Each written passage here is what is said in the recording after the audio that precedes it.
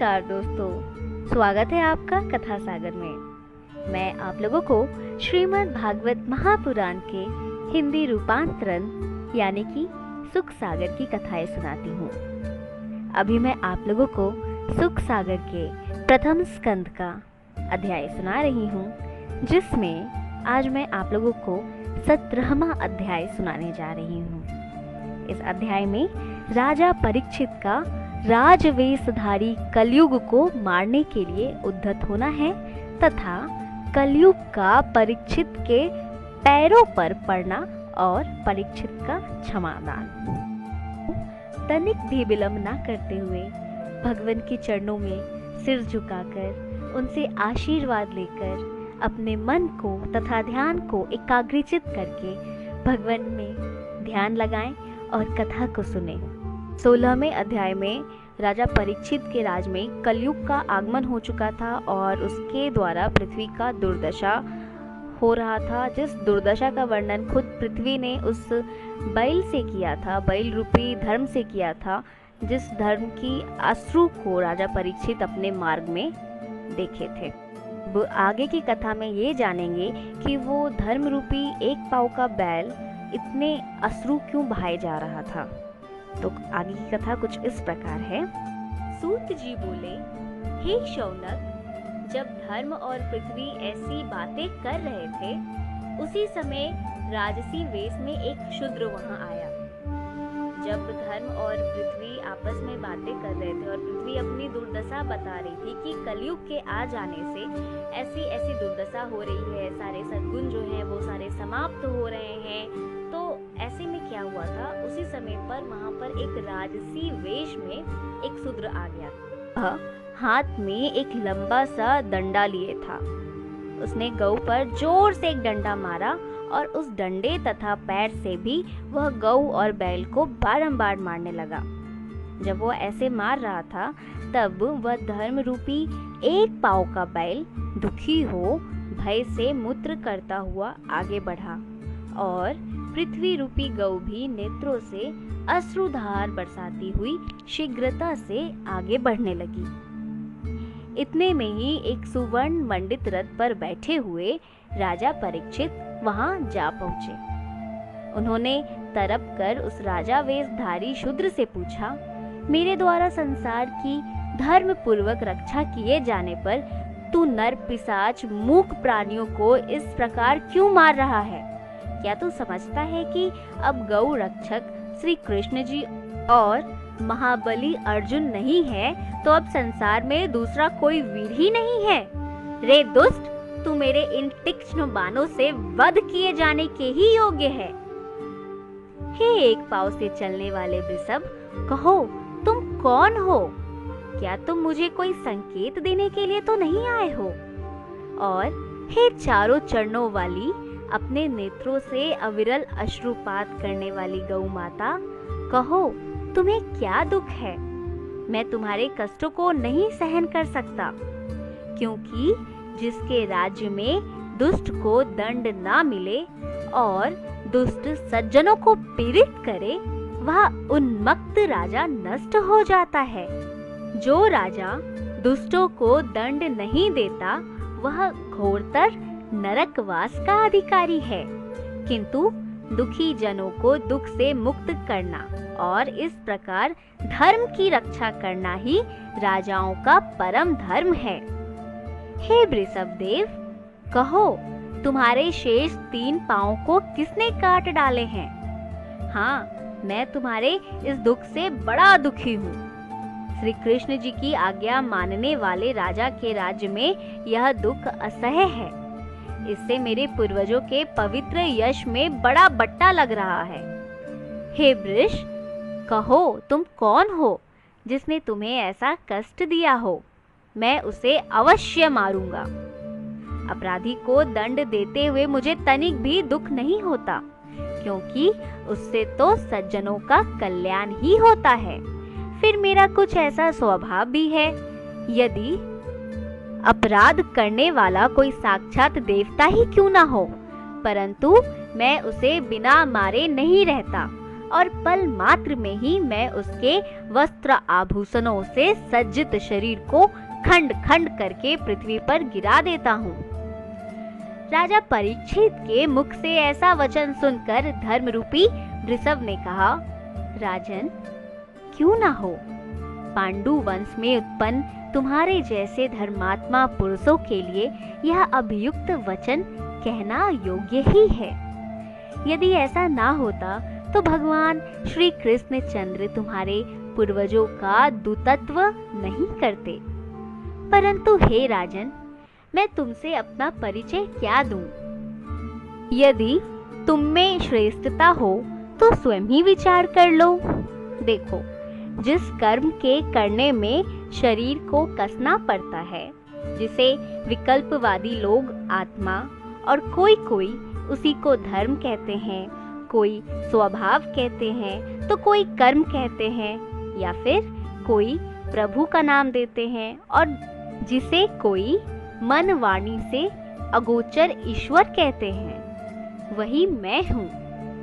इन बातों को विचार कर तब आप ही बतलाइए मैं क्या कहूँ। सूत जी कहते हैं कि जब उस एक पाँव वाले वृषभ ने ऐसे कहा, तब राजा परीक्षित ने मौन होकर विचार किया। फिर कहा, हे वृषभ, तुम्हारी बात तो धर्मपूर्ण है, सो कहो, तुम बैल का रूप धारण किए धर्म तो नहीं हो, क्योंकि तप, शौच, दया और क्षमा तुम्हारे 4 चरण कहे गए हैं। उनमें गर्व, स्त्री प्रसंग और मद के इन 3 अधर्मी अंशों से तुम्हारे 3 पांव तो नष्ट हो गए हैं, और अब केवल सत्य रूप तुम्हारा 1 पांव बचा है, जिसे असत्य से बढ़ा हुआ या अधर्म रूप कलिकाल नष्ट करना चाहता है। परंतु मैं उसे सहन नहीं कर सकता, क्योंकि जिस राजा के राज्य में दुष्ट लोग प्रजाओं को पीड़ित करते हैं, उसका यश, आयु, ऐश्वर्य और सत्कर्म सब कुछ नष्ट हो जाता है। फिर दुखी जनों को सुखी करना राजा का परम धर्म है। इससे प्राणियों को मारने वाले इस दुष्ट को मैं मारूंगा। तुम्हारे पैरों को किसने काट डाला है? भगवान कृष्ण के अनुवर्ती राजाओं के राज्य में ऐसा नहीं हो पाएगा। तब धर्म रूपी वृषभ से ऐसा कहकर राजा परीक्षित ने गौ रूप पृथ्वी से कहा, हे गौ माता, तुम्हारे दुख को समझ रहा हूँ। कहो, तुम इसीलिए रो रही हो ना कि अब लोग ब्राह्मणों को ना मानेंगे और मत वाले शूद्र राजाओं के ब्याज से मेरा भोग करेंगे। परंतु अब तुम्हें यह जानकर अपना दुख त्याग देना चाहिए कि अब महारथी परीक्षित ने इस पापी कलयुग को मारने के लिए पैनी तलवार को उठा लिया है। ये सारी बातें सूत जी शौनक जी को बताते हैं और कहते हैं कि जब राजा परीक्षित ने पृथ्वी से ज्यों ही ऐसा कहा, तभी उसी क्षण परीक्षित को मारने की इच्छा जानकर राज चिन्हों को छोड़कर भय से विकल हो कलयुग राजा के चरणों पर सिर रखकर दंड के समान गिर पड़ा।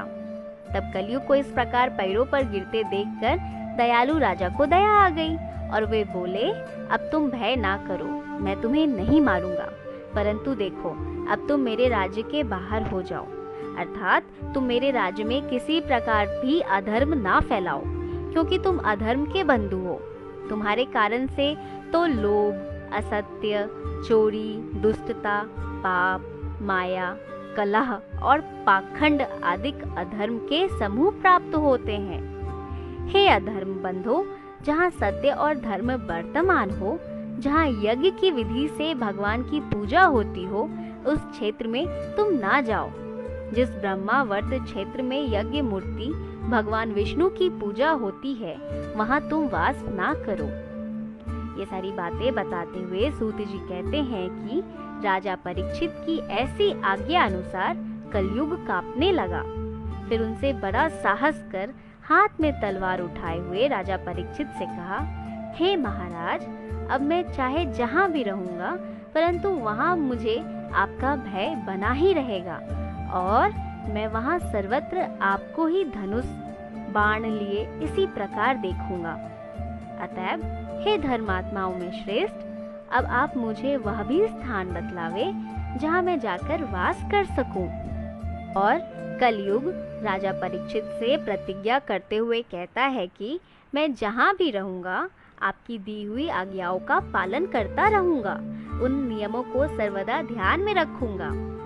तब कलयुग के इस प्रकार बहुत कुछ गिड़गिड़ा कर पूछने और प्रार्थना पूर्वक कहने सुनने पर धर्मात्मा राजा परीक्षित ने कहा कलयुग से कि अच्छा देखो, जहाँ जुआ, मदपान, व्यभिचारिणी स्त्रियां और प्राणी मारे जाते हों, इन्हीं चारों अधर्म के स्थानों में जाकर तुम वास करो। यानी कि जहाँ पर जुआ खेला जाता हो, जहाँ पर शराब का सेवन किया जाता हो, जहाँ पर चरित्रहीन स्त्रियां रहती हो और जहाँ पर प्राणियों को मारा जाता हो, ऐसे 4 अधर्म के स्थान में जाकर तुम वास कर सकते हो। ऐसा सुनने पर कलयुग ने कहा महाराज, एक और कोई स्थान दीजिए। तब राजा ने कहा अच्छा, तुम सुवर्ण में भी वास कर सकते हो। फिर तो कलयुग ने राजा के सुवर्ण मुकुट में भी अपना वास स्थान बना लिया। इस तरह 17वां अध्याय संपूर्ण होता है। सब कोई मेरे साथ बोलिए, ओम नमो भगवते वासुदेवाय नमः। इसके आगे की कथा और भी ज़्यादा रोचक है, तो आप कथा सागर के साथ बने रहें और आगे की अध्यायों को सुनते रहें। अगर अभी तक आपने चैनल को सब्सक्राइब नहीं किया है और कथा सागर के परिवार से नहीं जुड़े हैं, तो कर दे चैनल को सब्सक्राइब। साथ ही में हिट करें बेल आइकन, और बेल आइकन हिट करने के बाद ऑल नोटिफिकेशंस जरूर हिट करें। इससे क्या होगा, कभी भी जो वीडियो अपलोड होगी आपको तुरंत आपके फ़ोन स्क्रीन पर मिल जाएगी। आशा करती हूँ आप सभी कोई अच्छे से अपने घर में होंगे और एक दूसरों का ख्याल रखिए। अच्छी बातों को अपने तक सीमित नहीं रखिए और इस वीडियो को शेयर कीजिए, दूसरे लोगों तक पहुंचाइए। अच्छी बातों को हर किसी को जानने का अधिकार होता है, तो अच्छी बातें दूसरे लोगों तक पहुंचाइए और एक पुण्य का काम कीजिए, ताकि उन लोगों को भी ये सारी बातों का सब खुश रहिए, हंसते रहिए, मुस्कुराते रहिए, अपने स्वास्थ्य का ख्याल रखिए, अपने घर वालों का ख्याल रखिए। अब मैं लेती हूँ आपसे विदा। जल्द मिलूंगी नए अध्याय के साथ और जल्द ही मैं आपको बता दूं कि ये प्रथम स्कंद जो है हमारा वो समाप्त होने वाला है। तो अब मैं लेती हूँ आप लोगों से विदा। ओम शांति, ओम शांति, ओम